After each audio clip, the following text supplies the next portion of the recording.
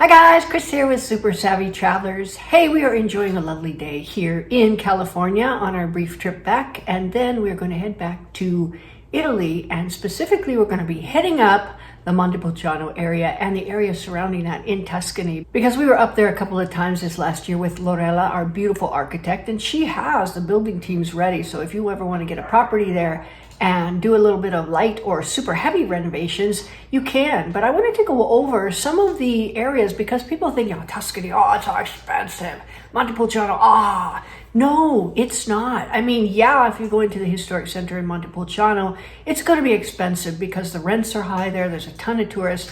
But if you want a place to live in, I'm telling you, you don't want to live in a historic center where that is inundated with tourists every day of the year. There are parking issues.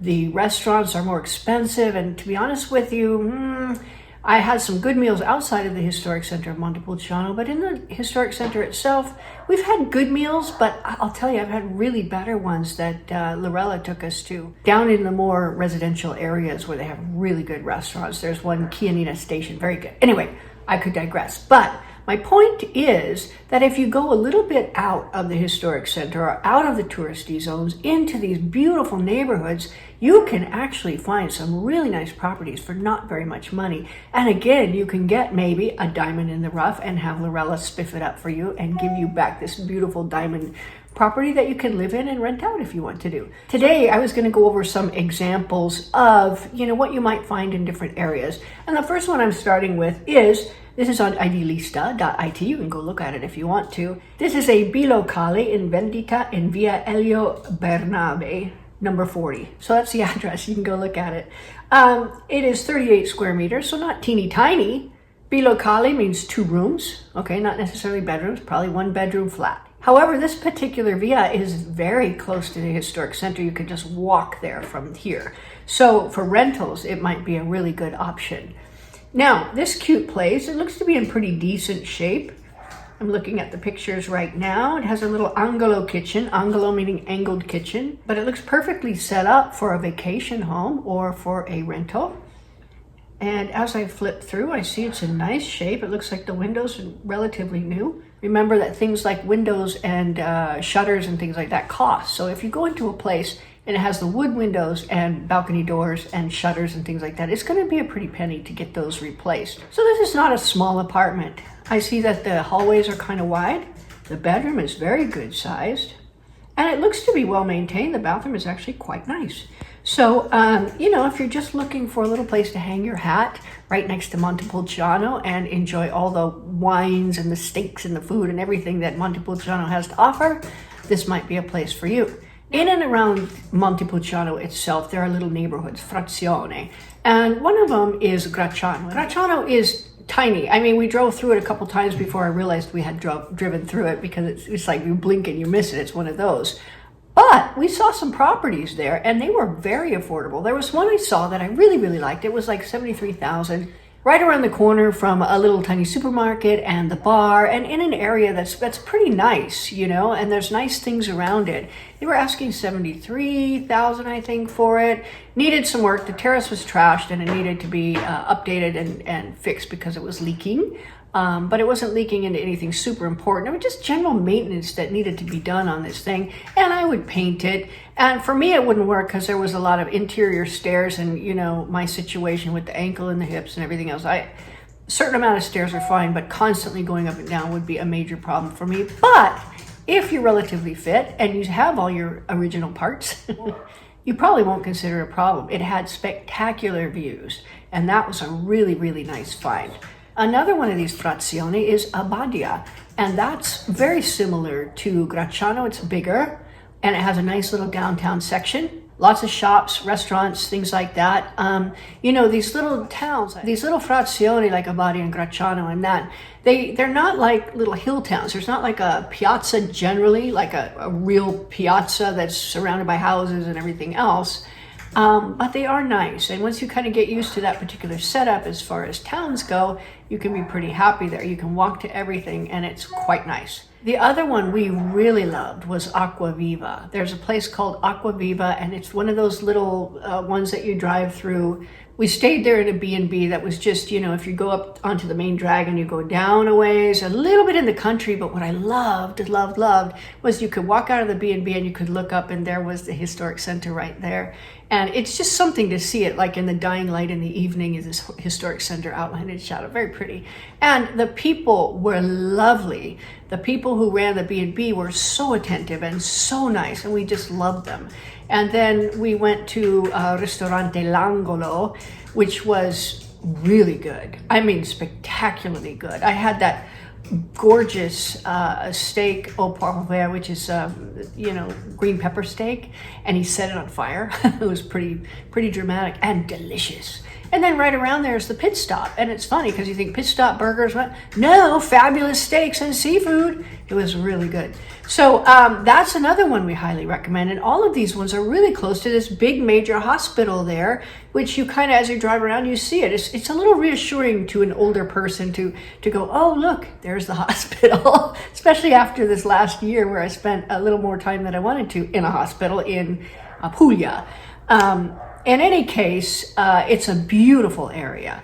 And if you go a little outside the historic centers and outside of where all the tourists go, you can find some nice deals. Now, if you're looking for the most affordable properties that we've seen so far in our boots on the ground research, there's a place in Montepulciano called Montepulciano Stazione. And yes, there is a train station, but it's not a major one. I know you can probably catch a train from Chiusi. When we arrived to Montepulciano, we arrived at the train station in Chiusi, and Chiusi's a nice area too. We were poking around a little bit because we are pokey people, and there's some nice properties there as well. And the train station is right there. It's a bigger town, like an actual town where there's shopping and there's bars and restaurants, and it's more like a town like what we see in America, you know, like one of those towns. And that's probably why the train station is there.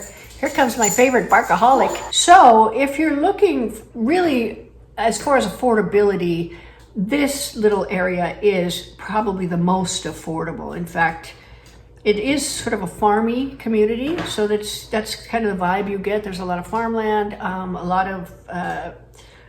of farm equipment on the roads and things like that, a lot of open fields and things. Very, very pretty area. So for example, let's look at something big. Okay, here's a quadrilocale in Via Barri, Montepulciano Stazione. Now, Via Barri is in a nice sort of residential area. It's up a little bit from the actual station where you have all the shops and things, but it's a nice little area. Very nice, very residential. This one is 100 square meters. And again, I'm looking, 100 square meters commerciale, which means that's your living area. The floors look to be in very nice shape. The whole place looks to be in very nice shape. 4 rooms, and it has a garage or auto posto included. And I'm gonna flip through the pictures here a little bit. Really good. This one's 85,000 euros. The first photo looks really good. It looks like a good sized living room area. Yeah, dining room and kitchen, which is a little small, a little cluttered, but you can do something with it. I'm noticing that there's a wall between the kitchen and the dining room. That's normal in Italian households. They like to shut off the smells from the kitchen and the heat from the kitchen. I've never found smells to be a problem. I actually like to come out into our living room sometimes when you still smell breakfast. You go, bacon.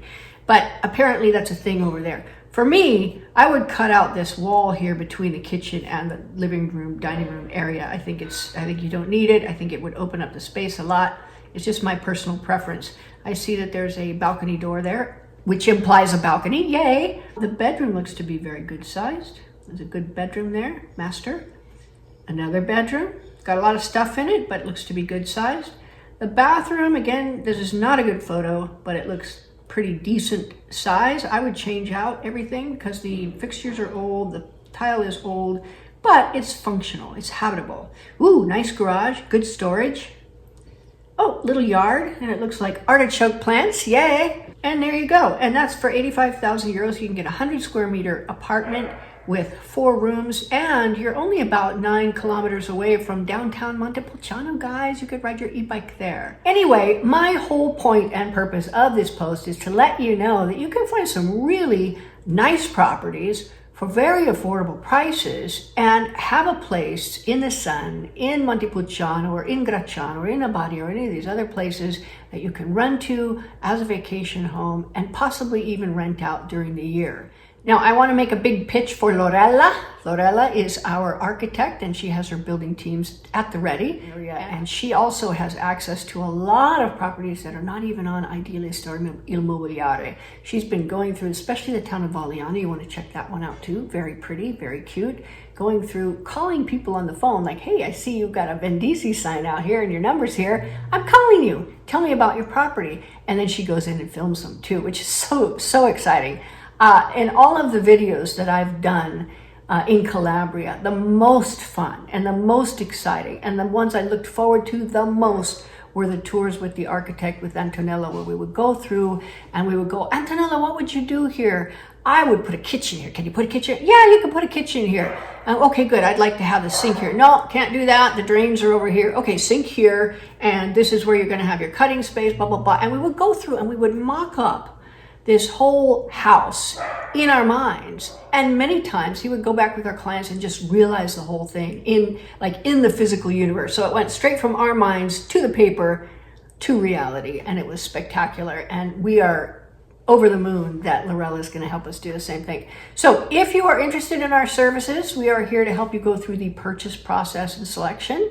And to make sure that you don't fall in any holes, we do our best as far as that goes and refer you to all of the best people in our networks and that we have vetted ourselves and used and swear by. So give us a call on that. Also, buy my book, which is so important. Those are the holes that I've seen people fall into, not our clients, thank you, but other people, and what we would do to avoid them. And it's very important because there was one where I was like, oh my gosh, I never even thought this could happen, and it happened to these people. Here's how do you avoid that. So that's the book. Take our course and be ready because we are going to make some of my art prints available very soon for your walls, because when you get to Italy, guess what? You're going to need art for your walls. And I just happen to have some. There you go, guys. Happy New Year, and stay tuned because we're heading back soon and we're going to be spending a lot of time in Montepulciano with great news, exciting things happening, interviews, and hopefully tours with Lorella, and maybe even some befores and afters. We'll see. Okay, guys, take care and have the happiest of New Year's. See ya.